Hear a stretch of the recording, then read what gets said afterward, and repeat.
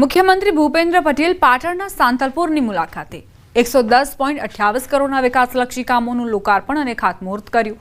પંચાયત, શિક્ષણ, આરોગ્ય, સિંચાઈ, શહેરી વિકાસ સહિતના કામોનું લોકાર્પણ અને ખાતમુહૂર્ત કરાયું। માર્ગ અને મકાન વિભાગને સૌથી વધુ 37.82 કરોડના વિકાસ કામોની ભેટ મળી।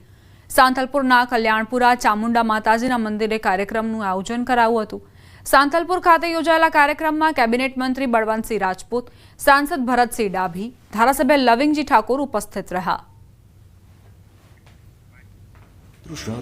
તમારું આયોજન જેટલું સારું હશે એટલું તમારી સુવિધામાં ક્યાંય તકલીફ નહીં પડવા દે, બધા કામ તમારા મંજૂર કરી દઈશું।